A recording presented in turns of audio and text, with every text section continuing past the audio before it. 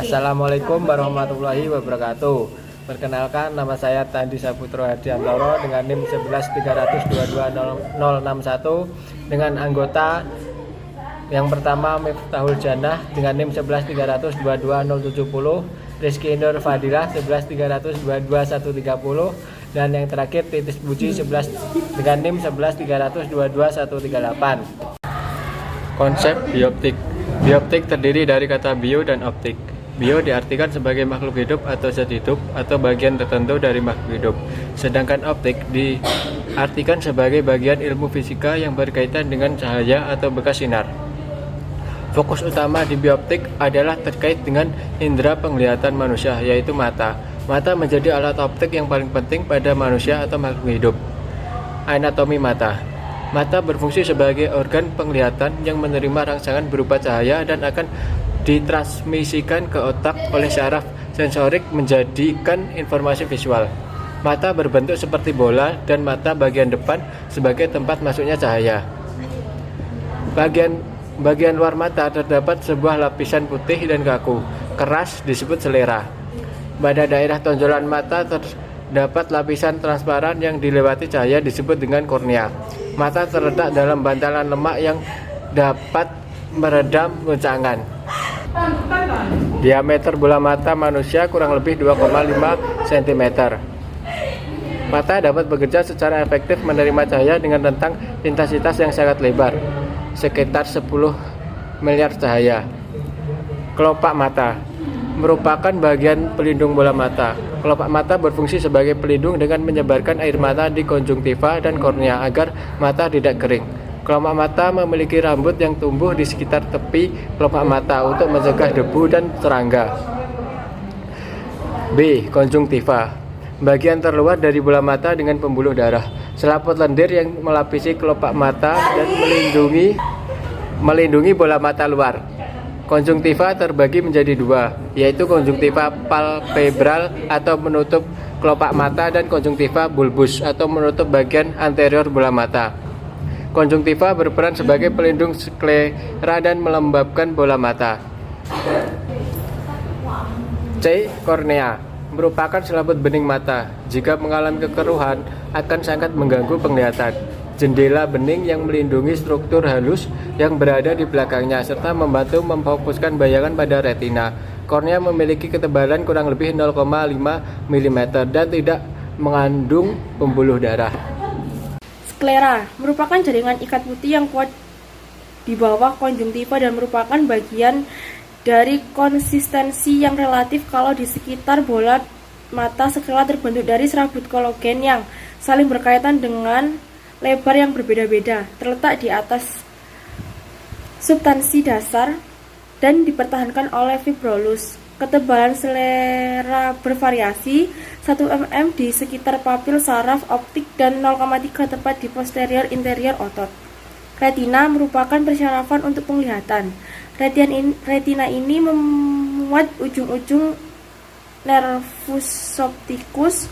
Bila sebuah bayangan tertangkap oleh mata, maka berkas-berkas cahaya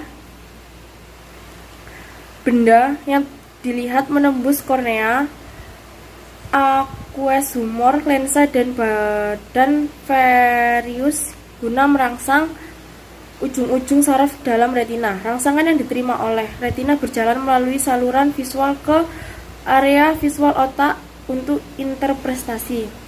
UVA merupakan lapisan pembuluh darah di bola mata yang terdiri dari 3 bagian: iris, badan, siliaris, dan koroid. Iris membentuk pupil sentra dan mengontrol jumlah cahaya yang akan masuk ke mata. Badan siliaris menghasilkan cairan yang mengisi balik mata, sedangkan koroid merupakan lapisan yang mengandung banyak pembuluh darah untuk memberikan nutrisi bagi mata. Pupil adalah koordinator kebutuhan cahaya yang dibutuhkan. Ukurannya disesuaikan dengan pergerakan iris. Lingkaran hitam di tengah adalah pupil. Di tempat gelap, iris berkontraksi dan pupil melebar midriasi. Nah, sebaliknya ini, dengan cahaya yang kuat, iris berelaksasi dan pupil berkontraksi miosis, sehingga cahaya yang datang tidak terlalu dipengaruhi oleh saraf parasimpatis. Lensa mata. Lensa merupakan organ fokus sentral yang membiaskan sinar cahaya yang akan dipantulkan dari objek yang diamati menjadi bayangan yang jelas di retina.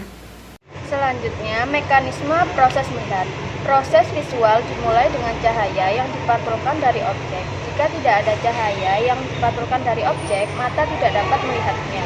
Proses melihat melalui suatu objek adalah sebagai berikut. Yang pertama, cahaya yang dipantulkan dari suatu benda ditangkap oleh mata, menembus kornea, dan menembus pupil. 2. Intensitas cahaya yang diatur oleh pupil diarahkan melalui lensa kristal mata.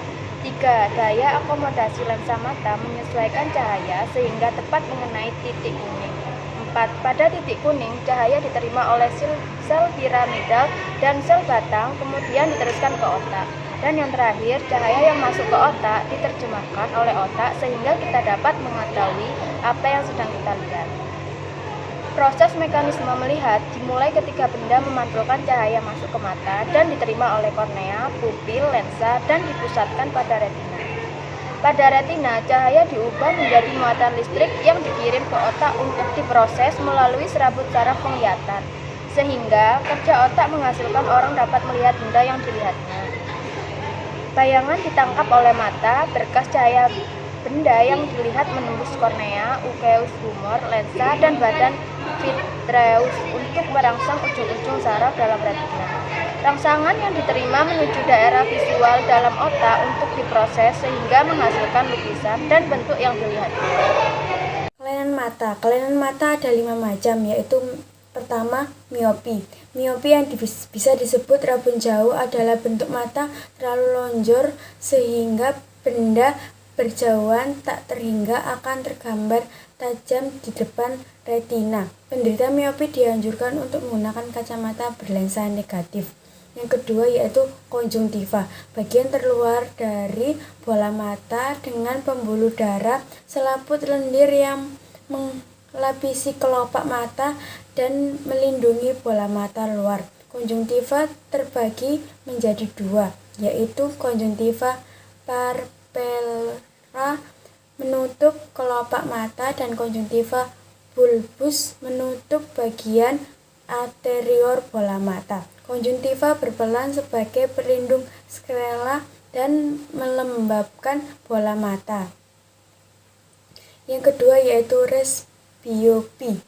Rabun jauh dan dekat disebut juga presbiopi atau rabun tua. Ialah suatu keadaan di mana lensa kehilangan resastisitasnya karena pertambahan usia. Akibatnya daya akomodasi lensa mata berkurang. Kelainan mata ini biasanya diderita oleh orang yang sudah tua atau kira-kira berumur di atas 45 tahun. Penderita presbiopi tidak mampu melihat benda yang terlalu jauh dan terlalu dekat. Yang keempat yaitu astigmati atau silinder. Astigmati merupakan suatu sesatan lensa yang disebabkan oleh suatu titik benda membentuk suatu sudut besar dengan sumbu sehingga bayangan yang terbentuk ada 2, yaitu primer dan sekunder. Astigmati disebabkan oleh kornea yang tidak berbentuk vertis. Yang kelima yaitu katarak.